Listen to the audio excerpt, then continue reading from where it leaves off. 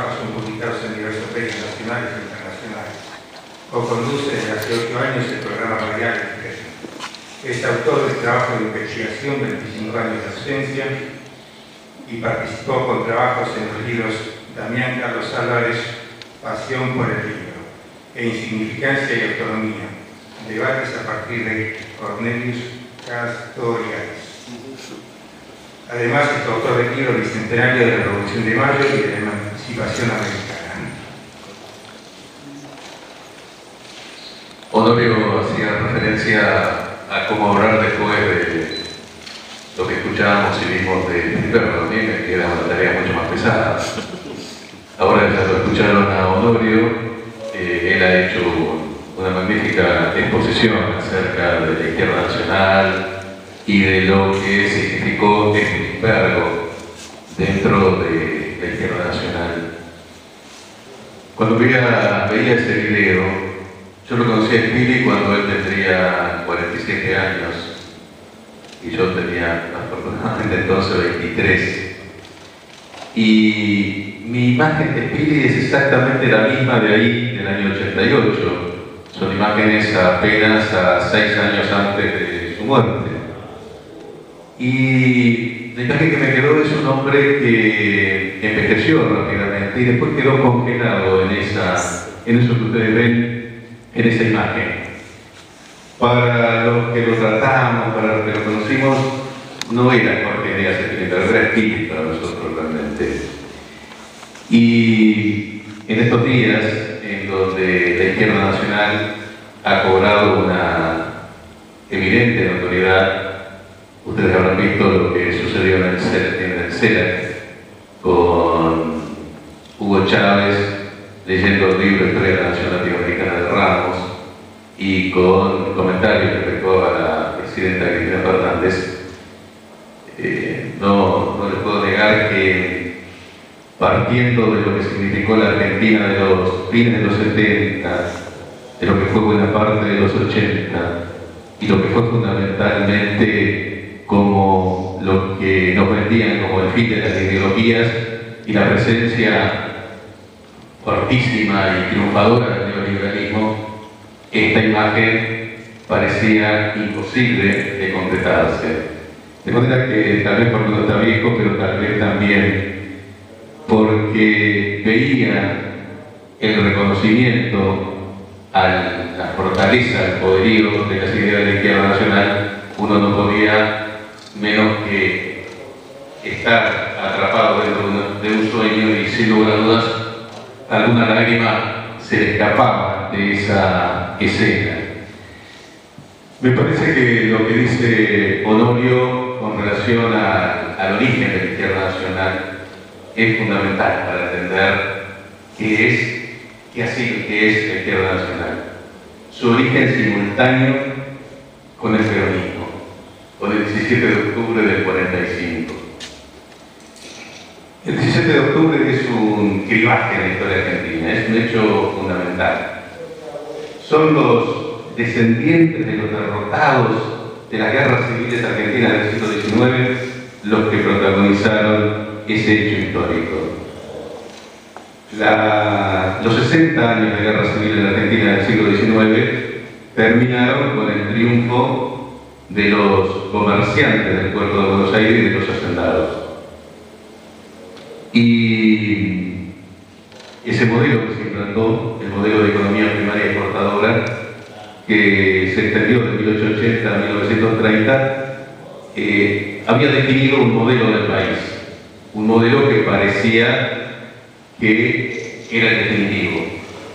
Pero como era un modelo extremadamente precario, la crisis del capitalismo mundial, la Primera Guerra Mundial, la crisis del año 29, originó la industria de sustitución de importaciones a través del cual se insertaron los cabecitas negras, es decir, los descendientes de los derrotados de las guerras civiles del siglo XIX.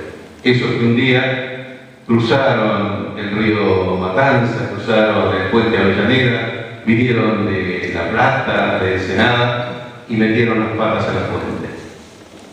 En ese agua de las patas a la fuente nació la izquierda nacional. Y por eso porque nació dentro y al lado de las patas a la fuente, tuvo una visión comprensiva de ese fenómeno notable que fue el peronismo y que es aún el peronismo. Por eso fue el único sector de la izquierda que pudo tener una interpretación correcta y posible y con vista al futuro de lo que era, de lo que iba a ser el peronismo. Y Isaías, Honorio, Frente Obrero, Octubre, son distintas publicaciones que interpretaron correctamente al lado de la izquierda tradicional, que, como ustedes saben, tuvieron una visión, primero disminuyeron el hecho a una secta, a un grupo de marginales de la sociedad argentina que no pertenecían a ningún sector social, como diría el periódico Orientación del Partido Comunista. De manera que cuando la izquierda nacional libra una batalla cultural, primero con los otros referentes de izquierda, que era el socialismo de Juan P. Justo, por eso se hacía mención a Juan P. Justo y el socialismo de Cipayo, que muchos años después se denominó el socialismo en la Argentina. Y Ramos escribía la historia del Partido Comunista. Y cuando Honorio hacía referencia a la batalla cultural, que es la que precede a las victorias políticas, Spilimbergo escribía sobre Diego Rivera y el arte de la Revolución Mexicana, y Ramos escribía sobre crisis y resurrección de la literatura argentina. Y en ese aspecto no es demasiado diferente a un mentor, en realidad de ambos, que fue León Trotsky, que en medio de las batallas de la guerra civil después de la Revolución de Octubre, mientras cubría los distintos frentes de batalla en un tren, escribía literatura y revolución. Parece poco probable que cualquiera de los referentes políticos de aquí y del mundo, en medio de una situación de semejante gravedad, podrían estar preocupados por escribir, por ejemplo, sobre literatura y revolución como hacía León Trotsky.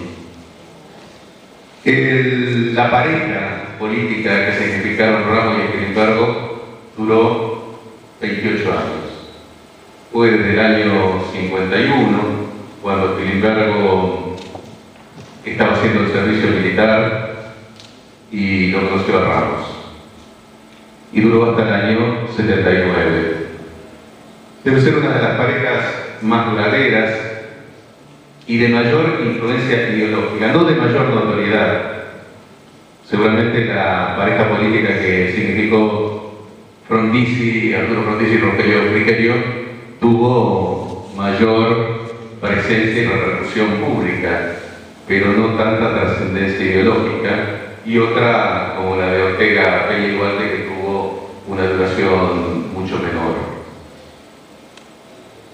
Ramos y Spilimbergo entonces constituyeron una unidad que dieron origen o participaron, como se dijo en el Partido Socialista de la Revolución Nacional, el intento de defender al gobierno peronista del 45 al 55, si bien en el 54. Y es increíble teniendo en cuenta las tiradas de los diarios de hoy.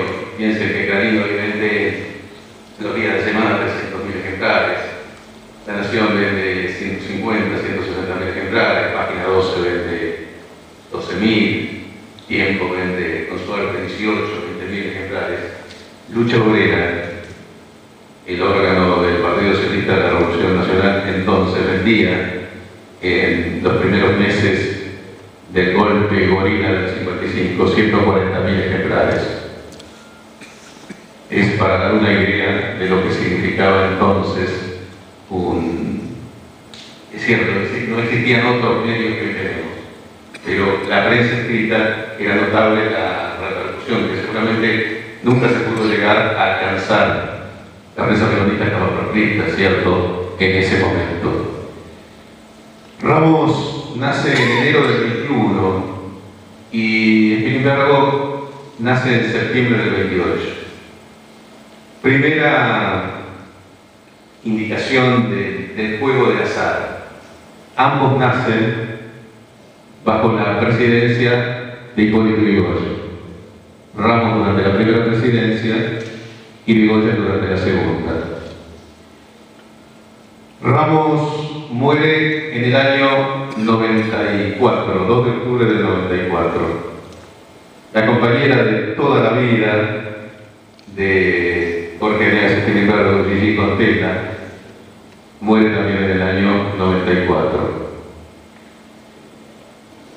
Cuando Ramos y Spilimbergo se dedican a desmenuzar la política, lo hacen porque están enfrentando el presente.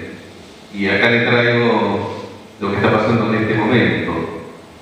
Cuando la creación del Instituto Manuel Dorrego crea semejante irritación en los que se creen propietarios de la historia mitrista, que ahora se llama historia social, que es una nueva denominación bajo el antiguo contenido, lo que se está librando es una lucha sobre el presente. Lo que se está discutiendo es el gobierno de Cristina Fernández, no se está discutiendo el pasado. El pasado es un pretexto para discutir el presente. En ese aspecto, Rodolfo Walsh decía: los que son propietarios de todas las cosas también se creen propietarios de la historia. Y más allá que me merece mi apoyo el Instituto Manuel Dorrego y me merece mi crítica a quien lo preside, Pacho Donel, es muy interesante observar que cuando durante el gobierno de Menem se crearon diferentes institutos de las mismas características del Dorrego, como el de Brown, no hubo ningún tipo de queja de los que hoy se quejan. No se quejaban porque apoyaban al menemismo, se quejan porque son opositores al kirchnerismo. Esta es la raíz fundamental del debate que ustedes ven hoy. Y cuando Ramos escribía la historia del Partido Comunista y Spilimbergo escribía la historia del socialismo cipayo en la Argentina, lo acuñó él, esto de socialismo cipayo, lo que estaba desmenuzando era que a través de posiciones de izquierda se convalidaba al sistema de clases dominantes en la Argentina. Y había que desmenuzar eso justamente para poder crear una nueva izquierda. Como bien dijo Honorio, un socialista como Juan P. Justo que sea librecambista en economía es una contradicción andante. Los países desarrollados, capitalistas, lo hicieron a través de un férreo proteccionismo. Juan P. Justo compraba la etapa final de los países desarrollados, que es libre cambio, cuando han generado una industria competitiva que no tiene competencia, pero para desarrollarse adoptaban el proteccionismo, de manera que cuando compraban la receta de los que habían realizado la revolución capitalista, burguesa capitalista, estaba comprando la etapa final e impedía en la Argentina desarrollar los mismos pasos. En el caso del Partido Comunista, Ramos revela claramente que era un brazo de la política exterior de la Unión Soviética, y eso era entrando en contradicción. Toda política exterior de un Estado generalmente entra en contradicción con las necesidades y las luchas locales del pueblo donde esos partidos quieren desarrollarse.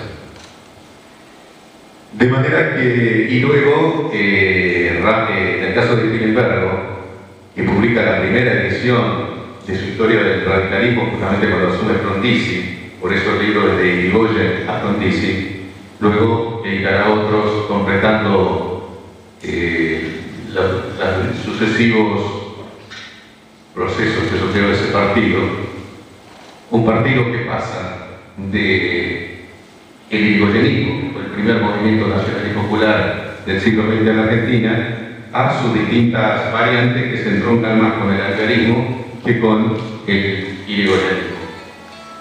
Les decía entonces que siempre cuando lo hacían Ramos y Spilimbergo, y ahora cuando se discute historia, no se está discutiendo el pasado. Y el que lo tenía muy claro, justamente es uno de los hombres reivindicados por la izquierda nacional, que es Juan Bautista Alberdi, el segundo Alberdi, el hombre ya grande, cuando decía, por ejemplo, entre el pasado y el presente hay una filiación tan estrecha que juzgar el pasado no es otra cosa que ocuparse del presente. Si así no fuere, la historia no tendría interés ni objeto. Falsificar el sentido de la historia y pervertir ahí por el hecho toda la política. De manera que no era un afán de historiador lo que llevaba a los referentes máximos de la izquierda nacional a meterse con el pasado.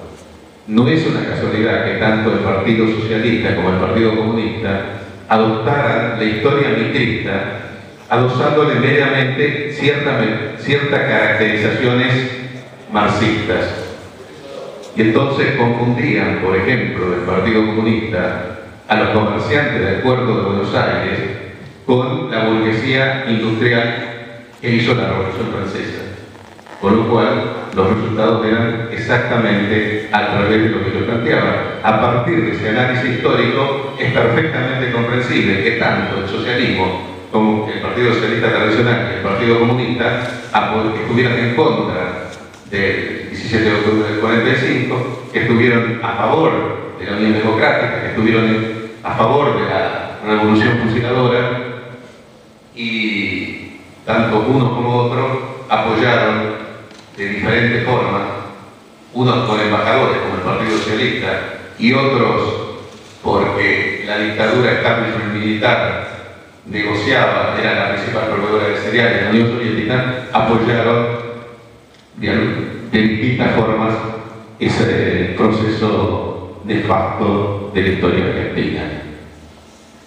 Y también se dedicaban a la historia, seguramente por aquel proverbio africano que dice que hasta que los leones no tengan sus propios historiadores, las historias de cacerías seguirán glorificando al cazador. Y eso es precisamente lo que pasa con la falsa historia. Hoy, buena parte de esa historia nos venden los medios, por eso la ley de medios audiovisuales es tan importante en este contexto. En ese aspecto tal vez habría que recordar una frase del líder norteamericano negro, Malcolm X, que decía que si no estás prevenido con los medios de comunicación, vas a terminar apoyando a los opresores y abominando a los oprimidos. Y de la misma forma, y si buscamos otra referencia, el escritor británico George Orwell solía decir que quien controla el pasado, controla el futuro, pero quien controla el presente, controla el pasado. Por todo eso, Ramos y Spilimbergo y Ramos efectuaron una versión que aún hoy contiene su notable vitalidad.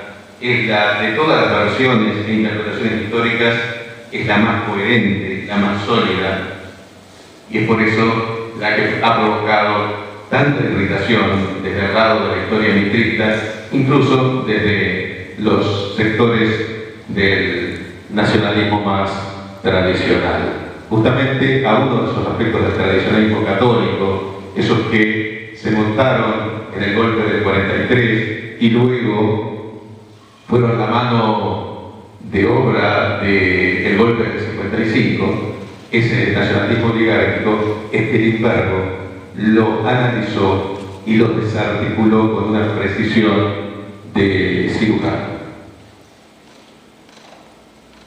Los que tuvimos la suerte de conocerlo a Spili, podría suscribir casi totalmente lo que cuenta en su libro Honorio Alberto Díaz, Jorge Néstor Spilimbergo, Socialismo y Nacionalismo. Ahí dice: entretenía contando y esclarecía explicando. De cuestiones aparentemente niñas, extraía fructíferas conclusiones, enseñaba sin proponérselo y convencía sin discutir. Personalmente creo que Spilimbergo era mejor charlista que orador. En ese aspecto creo que Ramos lo destacaba. Ramos me parecía un verdadero encantador de serpientes. En el caso de Spilimbergo, a diferencia de Ramos, tenía un trato personal mucho más cálido. Uno se sentía muy cómodo con Spilimbergo. Sentía que hablaba con él y él se situaba en el mismo nivel, no se colocaba en ningún otro escritorio. La relación con Ramos siempre era más distante. Y a pesar de que eran las costumbres de la época, uno tenía una diferencia de 20, 25 años con Ramos o Spilimbergo, el trato era de usted. No se admitía o uno no transitaba el feo, mantenía esa distancia. Yo me fui de la izquierda nacional allá por el año 79, no tuve más contacto con Ramos, algo que volví cuando murió, estuve en el velorio, y con Spilimbergo mantuve una relación a la distancia, incluso participamos en algunos hechos, me invitó a dar charlas en algún momento en algunos de sus locales, participamos de las juventudes políticas de allá del año 82, y el recuerdo que me queda de Spili es eso que le acabo de comentar citándolo a Honorio. Entretenía contando y esclarecía explicando.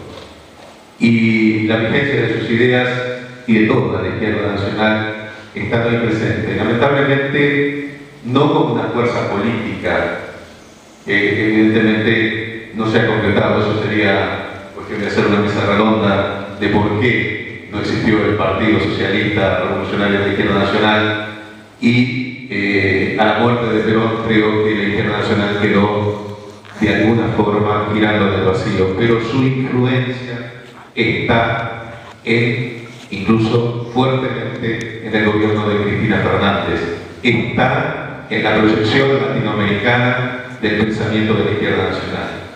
Y ese pensamiento que Ramos levantó en el 48 con América Latina un país es un pensamiento absolutamente revolucionario, y quien piense que así no lo es, simplemente recuerden, todos aquellos que enarbolaron la unidad de América Latina en el siglo XIX o fueron asesinados o murieron en el exilio, pocos sobrevivieron. Esa tarea está pendiente en el siglo XX, en el siglo XXI.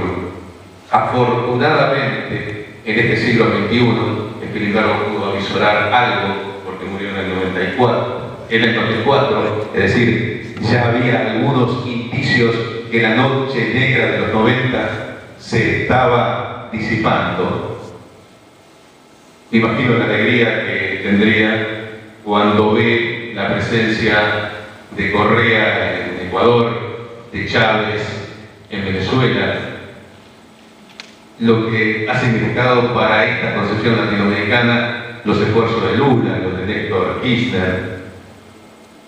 Las ideas están vigentes y están sólidas.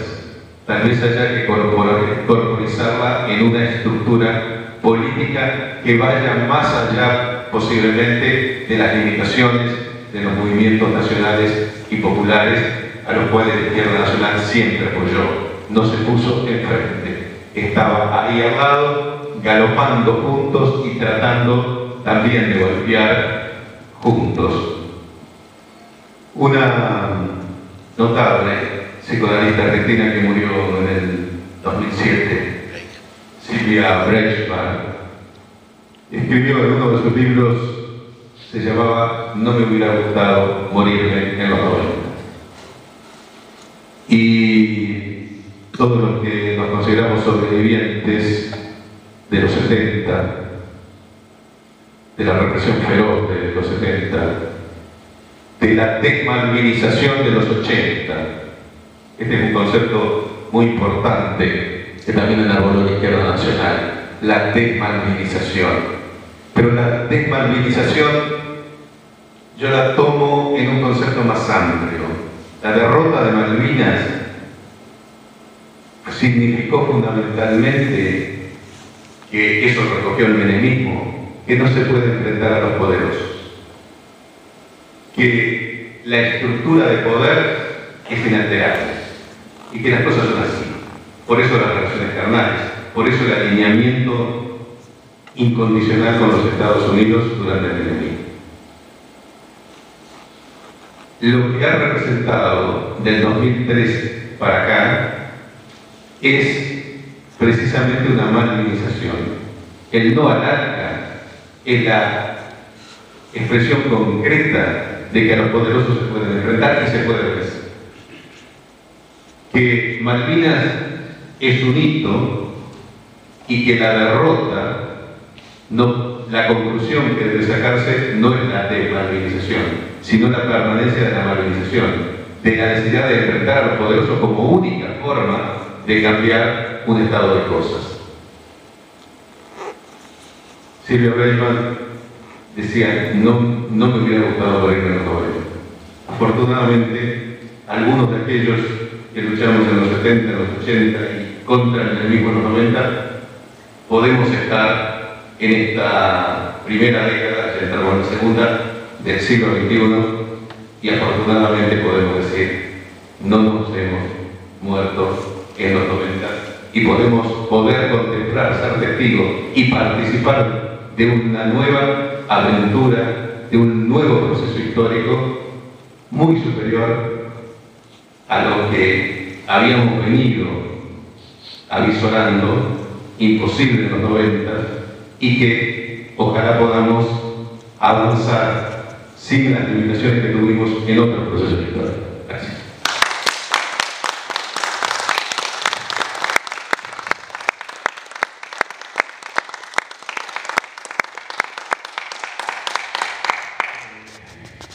Si los compañeros me permiten, yo quiero agregar algo muy cortito. Respecto a una de las cualidades más importantes de Pilimbergo, quiero hablar de lo humano.